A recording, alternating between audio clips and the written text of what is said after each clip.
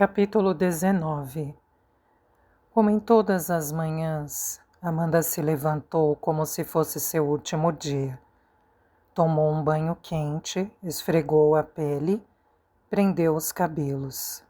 Deixou a mala feita atrás da porta do quarto e se certificou de que sobre a mesa estavam em seus devidos lugares a caneta, a tinta, a vela e a folha de papel do livro mutilado, para que pudesse escrever sua última carta para Viera. A data ela já havia escrito, verão de 1942. Deteve-se por um instante na ilustração e leu, como se estivesse orando, as palavras do texto em latim, que descrevia a flor com sua corola de 5 pétalas azuis e um centro vermelho como uma ferida, Anagales caerulea. Anagales caerulea. Ela soletrou enquanto se sentava na porta, esperando que viessem buscá-la. Ninguém na casa se atrevia a mudar sua rotina silenciosa e calculada. Talvez ela nunca fosse escrever aquela carta.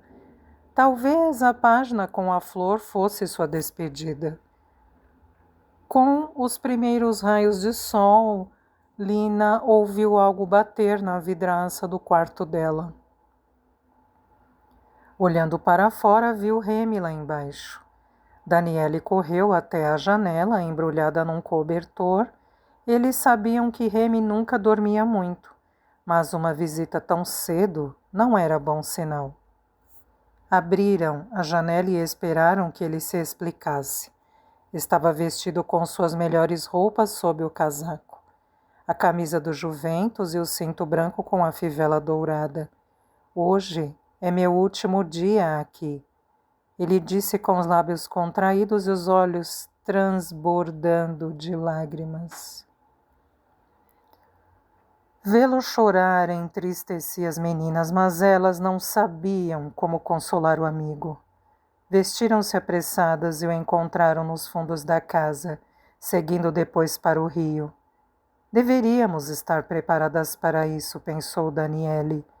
Ela sabia que Remy iria embora com os pais, quando menos esperassem, e atravessaria os Pirineus com a ajuda de um republicano espanhol que poderia, quem sabe, também ser fã do Juventus. Remy prometera aos pais que nem mesmo em sonhos revelaria que iriam fugir ao anoitecer daquele sábado. Abre aspas. O fascismo é uma praga. É contagioso. Fecha aspas. Repetiu o pai dele batendo nas paredes. Mais um dia com os nazistas e ele enlouqueceria, se é que isso já não tinha acontecido. No caminho para o rio, Remy não conseguiu encontrar palavras para dizer adeus a elas. Ele fazia uma pausa a cada curva para pegar uma pedra e arremessá-la à distância. Rasgou uma folha sentindo sua textura e cheirou-a, como se não fosse às meninas e à aldeia que ele estivesse dizendo adeus, mas à própria infância. Sabem o que eu queria fazer agora? Ele disse quando chegaram ao rio. Queria gritar bem alto, gritar para o mundo inteiro ouvir, para Deus também, se é que Ele pode nos ouvir, se é que realmente nos ouve. Grite, se isso vai te fazer bem, disse Daniele. Odeio os nazistas, disse Remy entre dentes. As meninas começaram a rir. Odeio os nazistas, repetiu Lina um pouco mais alto.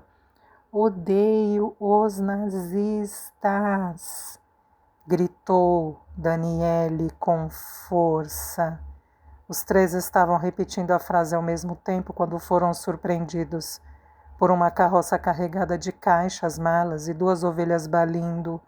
O homem que conduzia a carroça se juntou ao protesto. Odeio os nazistas. A cumplicidade dos gritos os animou um pouco. Quando viram uma enguia nadar rio abaixo, Correram atrás dela na direção da fronteira entre Haute-Vienne e La Creuse. O uivo de um animal lhes chamou a atenção. É um cachorro, pensou Lina. Está se afogando, exclamou ela. Remy se agachou na margem do rio, onde estava o cão moribundo. Metade do corpo do cão estava fora d'água e coberto de lama, e suas duas patas traseiras ensanguentadas e ainda na água, sendo mordiscadas por peixes minúsculos. Lina observou com cautela a pobre criatura que não reagiu à presença das crianças. Estava ofegante e seu focinho coberto com uma espuma amarelada. Deve ter rolado aqui do mato. É muito pequeno para saber nadar e a água está muito fria. Remy falava baixinho, tentando acalmar o animal moribundo. Estendeu a mão, mas quando tentou segurar as patas da frente do cachorro para arrastá-lo para fora d'água, o animal rosnou e mostrou os dentes, se defendendo. Só Deus sabe há quanto tempo está aqui. Lina começou a acariciar a cabeça do cão, que relaxou. Deu outro grunhido muito mais fraco, e Remy conseguiu retirá-lo da água e colocá-lo na grama. O animal fechou os olhos e continuou respirando com dificuldade. As patas tinham sido esmagadas. Vai se recuperar, disse Remy sem muita convicção. Os três se sentaram em volta do cachorro, acariciando-o, esperando que ele mostrasse sinais de recuperação ou de morte. Não podiam deixar a pobre criatura sozinha ali. Não disseram nada, só observaram que pouco a pouco ele parava de respirar, o corpo estremecia agonizante. Essa era a primeira vez que ficavam cara a cara com a morte. Observaram o peito arfante do cão enquanto lutava para respirar. As pausas se tornaram cada vez mais longas, até que finalmente o cão parou de se mexer. Era o destino dele. Remy sentenciou com lágrimas nos olhos. Daniele abraçou Lina para confortá-la e acariciou a cabeça da amiga. Vai ficar tudo bem, sussurrou Lina, sem saber por quê. Quem era ela para garantir que eles também não terminariam como o cachorro, agonizando na margem do rio?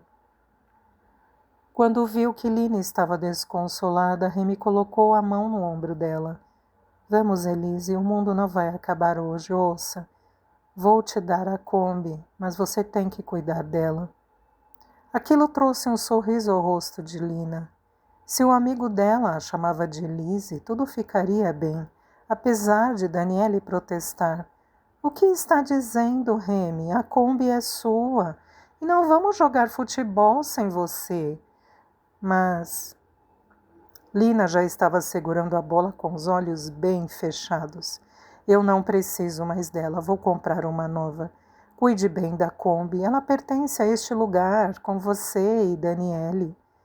Eles voltaram pelo mesmo caminho. Do alto da trilha, olharam para o corpo sem vida do cachorro, então se abraçaram. Remy fitou o céu. As nuvens estão muito baixas. Se chover, não vamos poder ir embora e talvez eu passe outro dia com vocês. O vento soprava em seus rostos enquanto voltavam para casa. Mas aquela noite não choveu.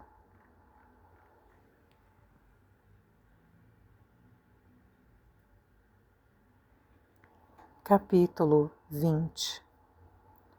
O tempo continuou úmido e enevoado. O dia estava chegando ao fim e, como antes, Amanda estava sentada com uma folha de papel em branco diante dela. Daniele estava em seu quarto enquanto Lina ajudava Claire na cozinha. De repente ouviram uma batida na porta. Deve ser Remy, disse Lina. Ela ia abrir a porta, mas Claire a segurou e passou na frente. Lina a seguiu. Antes de ver quem era, Claire se abaixou e disse à menina: todo esse pesadelo vai chegar ao fim um dia e vamos esquecer tudo isso. Abraçando Lina, que ficou sem entender o que a mulher queria dizer, ela acrescentou: ajude sua mãe. Seja forte. Outro golpe seco na porta forçou-a a recuperar a compostura. Ela a abriu. Do lado de fora, a premonição de Amanda se tornou realidade. Um oficial alemão de uniforme preto, escoltado por 2 policiais franceses. Mais adiante, um carro e um caminhão com suásticas pintadas nas laterais, os faróis apagados. Boa noite, Madame Duval, cumprimentou o policial em francês. Seus olhos verdes a estudavam com atenção. Sorria com uma amabilidade que causou um calafrio em Claire. Lina apertou a mão dela. Mamãe, ela chamou. O oficial se inclinou para se aproximar do rosto da menina. Você é tão bonita quanto sua mãe, não é? Disse, achando que estava se dirigindo à filha de Claire. Ele se endireitou e falou novamente com a dona da casa. Frau Starnberg e a filha precisam nos acompanhar. Amanda entrou na sala carregando a mala. Daniela estava atrás dela. Para onde vai levá-las a esta hora da noite? Perguntou Claire. Não se preocupe, Madame Duval, disse o policial francês abrindo caminho para Amanda. Elas vão para o lugar a que pertencem. Sigam-me. O oficial alemão ordenou a Amanda em alemão. Amanda abraçou Daniele, que começou a chorar e se recusou a deixá-la ir. Lina! Gritou Daniele. O oficial olhou para ela surpreso. Estamos perdendo tempo, vocês duas para o caminhão, acrescentou em alemão. Amanda pegou as mãos de Claire e sorriu. Daniele ficou paralisada olhando para Lina. Já estou preparada há algum tempo, disse Amanda. Não chore, disse a Claire aproximando-se dela e sussurrando algo em seu ouvido para que os outros não ouvissem. O oficial ficou ainda mais impaciente. Amanda pegou Lina pela mão e as duas saíram de casa. Confuso, o soldado percebeu seu erro. Olhou com desdém para Daniele como se ela fosse a culpada. Lina acompanhou a mãe sem fazer perguntas, sem dizer adeus, ou olhar para trás. Seu coração começou a bater descompassado, deixando-a quase sem fôlego. Ela não tinha tempo para contar os batimentos cardíacos. Podia se confundir. Além disso, tinha que se concentrar para entender como iriam escapar, qual era o plano que sua mãe estava tramando. Talvez Claire fosse correr até elas e impedir que as levassem. Ela estava esperando ouvir um grito de Daniele, para que as duas corressem e se escondessem em seu esconderijo perfeito, onde ninguém, nem o oficial alemão, nem os policiais franceses, nem o carteiro, nem qualquer outra pessoa seria capaz de encontrá-las. Deus é uma sombra, Deus está dormindo, Deus não pode nos ver, Deus nos abandonou, Deus não nos ama. Ela repetia para si mesma numa ladainha sem sentido. O rugido do motor do caminhão rompeu o silêncio. Os faróis ofuscaram seus olhos. Ainda segurando a mão da mãe, sem saber onde pisava nem para onde estava indo, ela andava às cegas, a garganta ressecada, por um caminho que conhecia pedra por pedra, mas que agora lhe parecia estranho. Ah, Amy, por que não fui com você? Por que você não me levou para cruzarmos juntos os Pirineus? Ah, mama, tudo seria diferente se eu tivesse embarcado naquele navio com Viera. Ah, mama, por que não fomos para Paris com Hilde? Lina começou a tremer de medo. Era como se o coração estivesse bombeando muito sangue para seu minúsculo corpo suportar. Não estava com frio agora, pelo contrário, sentia um ar quente envolvendo-a. Papá! Gritou sem emitir nenhum som. E se rezasse? Talvez o outro Deus, aquele que prometia a salvação, pudesse ouvi-la. Pai nosso que estais no céu, santificado seja o vosso nome. Não percebe? Ninguém nos ouve, Deus não existe, pelo menos não para nós. Onde está o Padre Marcel? Na abadia, vamos correr para a abadia. As nuvens eram tão baixas no céu que pareciam prestes a esmagá-las a qualquer momento. As folhas à beira da estrada foram varridas numa rajada repentina e Lina ouviu o vento começar a uivar. É um sinal, temos que fugir. Ninguém vai nos encontrar.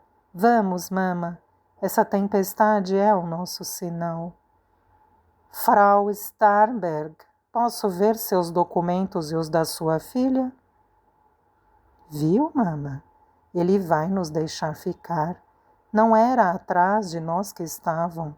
Foi um engano. O que fizemos de errado? Porque temos que fugir de todos os lugares. O policial ainda não tinha certeza da identidade da garota. Como ele podia ter cometido aquele erro? Folheou os documentos com desconfiança. Lina baixou a cabeça, não queria que a vissem chorar. Ela sentia seu corpo flutuando no ar, deixando todos muito abaixo. Fechou os olhos com toda a força e viu ao lado dela seus pais, Hild e Viera, até Remy com sua bola de estimação. Não vou machucar você, deixe-me ajudá-la, disse o oficial, mas a garotinha ainda parecia perdida em seu próprio mundo. Papa, logo estaremos com você, não vá, espere por nós. Mama precisa de você e eu também. Agora estamos sozinhas. O vento soprou uma nuvem de poeira contra os faróis do caminhão. O motorista pressionou o acelerador para manter o motor funcionando. O oficial andou ao lado da menina, na esperança de ouvi-la dizer alguma coisa que confirmasse que era uma judia alemã. Mas Lina ainda não reagia, vagando sem rumo, até tropeçar numa pedra e cair.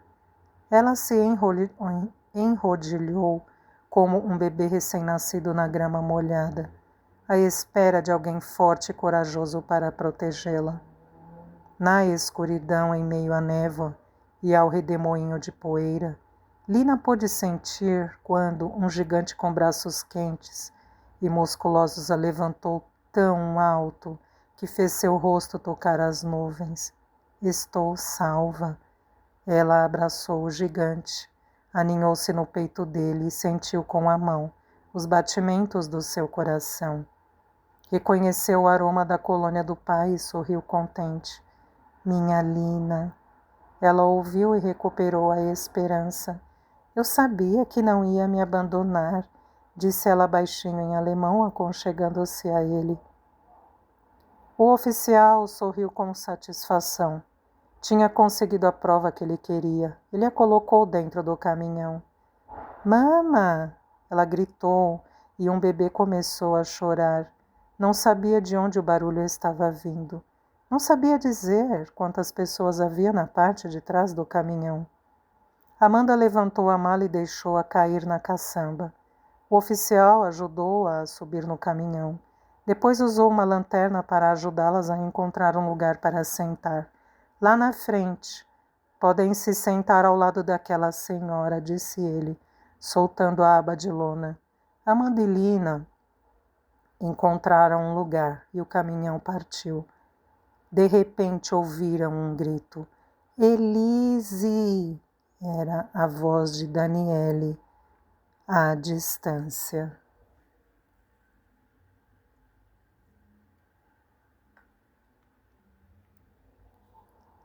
Capítulo 21.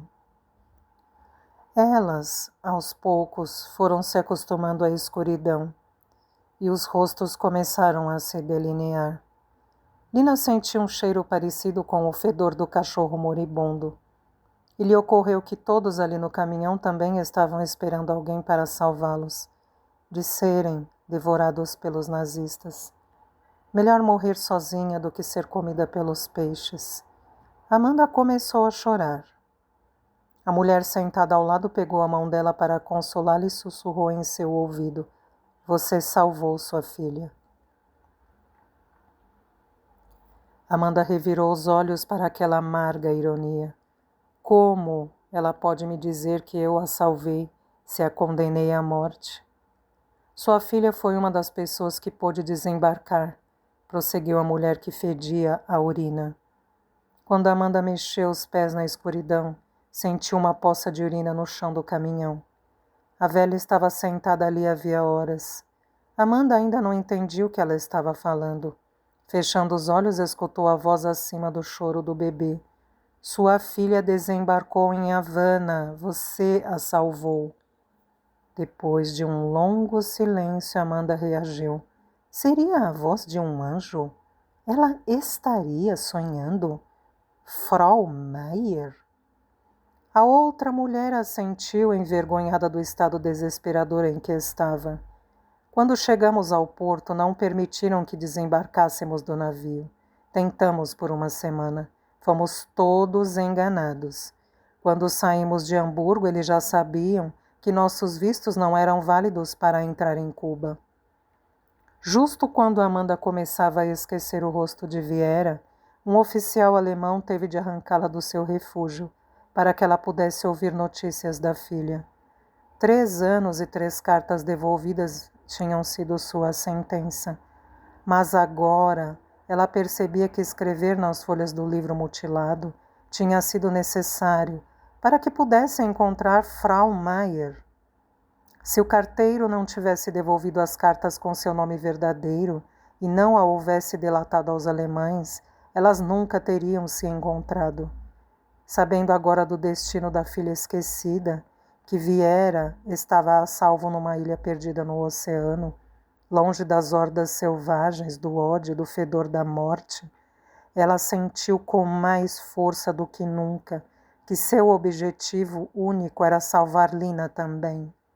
Só então, sabendo que suas 2 meninas estavam salvas, ela poderia morrer em paz. Me perdoe por ter julgado você, disse Frau Maier. Amanda abraçou-a com alegria. Por um momento fugaz, reviveu aquela noite de maio em Hamburgo, aos pés da passarela flutuante do navio.